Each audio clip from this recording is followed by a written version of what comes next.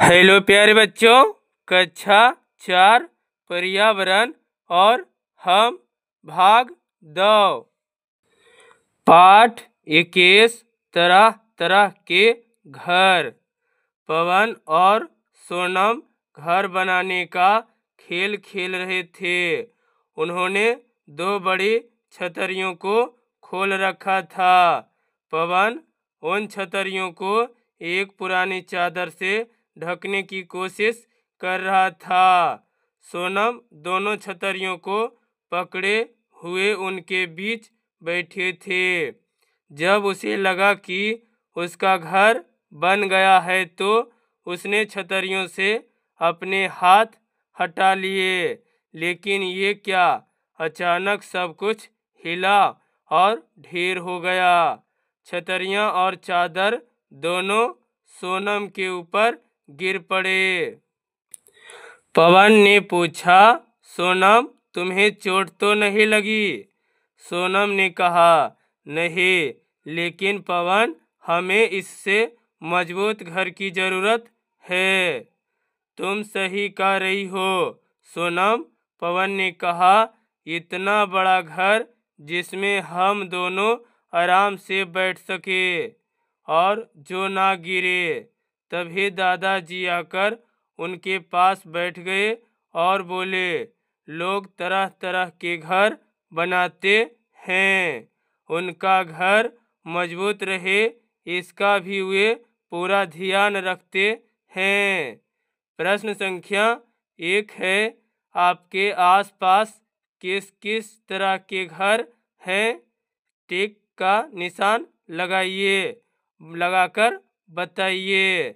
तो इसमें है, पहला में मिट्टी और पत्थर के बने घर, दूसरा है ईंट और सीमेंट के बने कच्ची छत वाले घर, तीसरा है ईंट और सीमेंट के बने पक्की छत वाले घर, चौथा है घास फूस के बने घर। तो हमारे आसपास के घर हैं ईंट और सीमेंट के बने पक्की छत वाले घर हैं। तो ऑप्शन नंबर 3 पे हम सही टिक का निशान लगाएंगे। प्रश्न संख्या 2 है, इन घरों को बनाने के लिए कौन कौन सी सामग्री की जरूरत पड़ती है?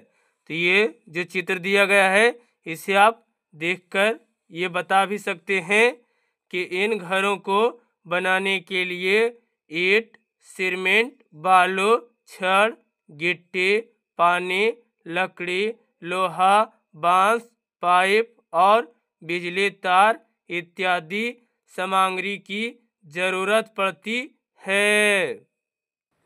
प्रश्न संख्या 3 का 1 है, घर बनाने में किन किन लोगों की मदद की जरूरत होती है?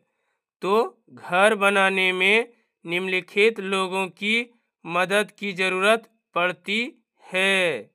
जैसे में ईंट बनाने वाले राजमिस्त्री, मजदूर, बढ़े, बिजली मिस्त्री आदि।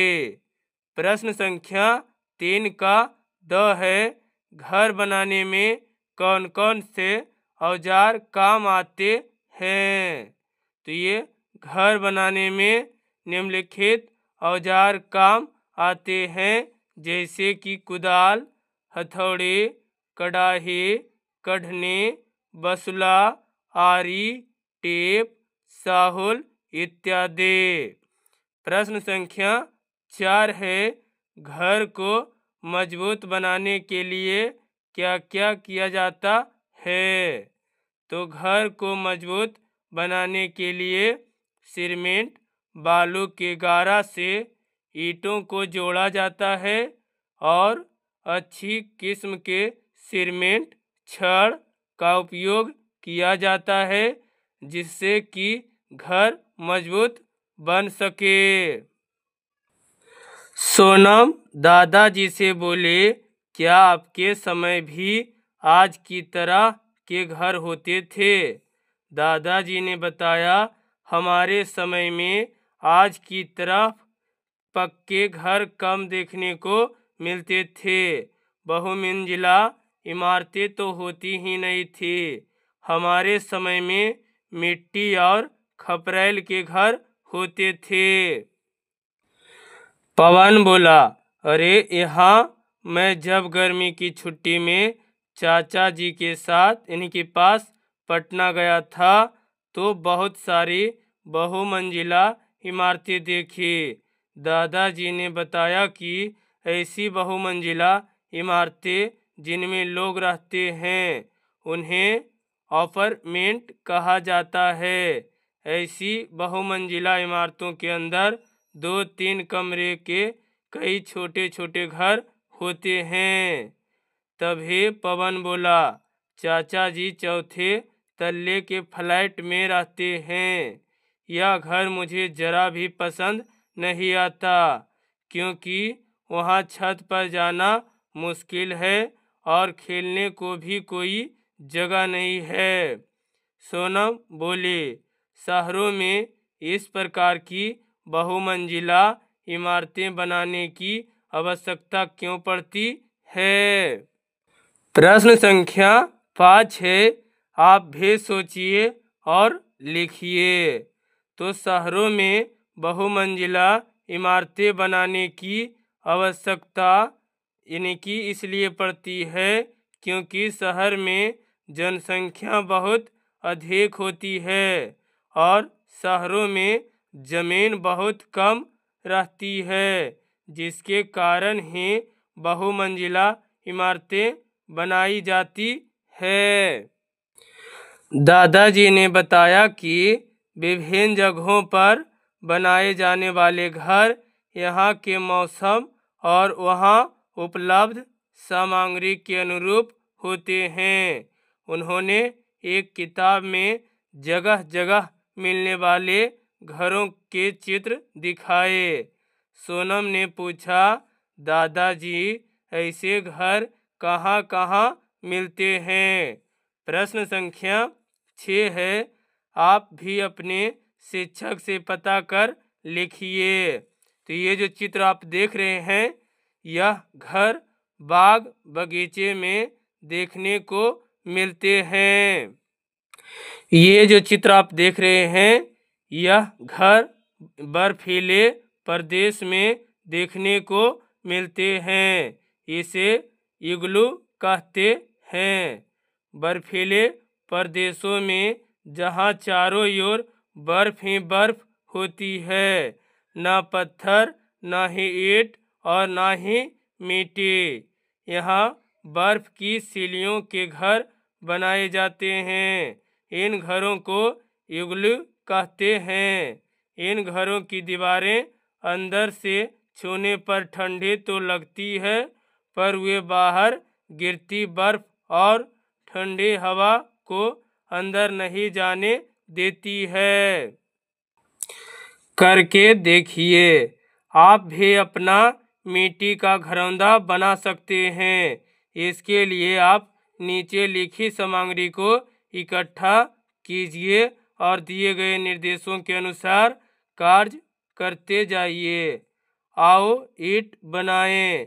आपको ज़रूरत होगी दिया सलाई के 2 खाली डिब्बे, मिट्टी जमीन पर बिछाने के लिए अखबार, मग, पानी और बाल्टी। मिट्टी में पानी मिलाकर सानिए। सानने पर मिट्टी ऐसी हो कि आप उसे हाथ में रखकर आकार दे सकें। अब नीचे चित्रानुसार दिया सलाई के डिब्बे में मिट्टी भरकर ईंटा बना लीजिए। ऐसे कम से कम 10 या 15 ईंटें बना लीजिए। अब इन ईंटों को धूप में सूखने दीजिए, जो कि ये चित्र में भी दर्शाया गया है। पहले खाली लेकर उसमें आप भरिएगा, उसके बाद उसका आकार देकर रखिएगा, उसे फिर धूप में सुखाइएगा। प्रश्न संख्या 7 है, आप किसी ईंट के भट्ठे पर जाइए और पता लगाइए। 7 का 1 है, ईंट बनाने के लिए किस तरह की मिट्टी की ज़रूरत होती है? तो ईंट बनाने के लिए लाल और रेतीली मिट्टी की ज़रूरत होती है। 7 का 2 है, लोग ईंट कैसे बनाते हैं? तो लोग ईंट बनाने के लिए मिट्टी को अच्छी तरह से सानते हैं और ईंट फ्रेम में पाथते हैं और ईंट को धूप में सुखाते हैं। फिर चिमनी की भट्ठी में अच्छी तरह से ईंट को पकाते हैं। प्रश्न संख्या 7 का 3 है, ईंट को मजबूत बनाने के लिए क्या क्या करते हैं? तो ईंट को मजबूत बनाने के लिए मिट्टी को अच्छी तरह से सानते हैं और फिर उसे पत्थर कोयला की भट्ठी में उसे अच्छी तरह से पकाते हैं। आओ दीवार बनाएं।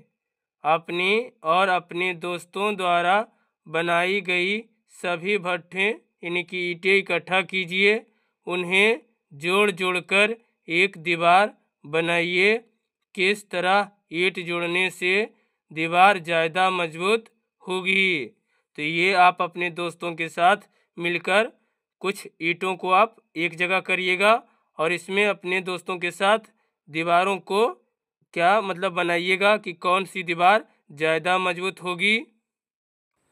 प्रश्न संख्या 8 है, किसी मिस्त्री के पास जाकर पता कीजिए कि जब वे दीवार बनाता है तो उसकी मजबूती के लिए वह क्या क्या करता है।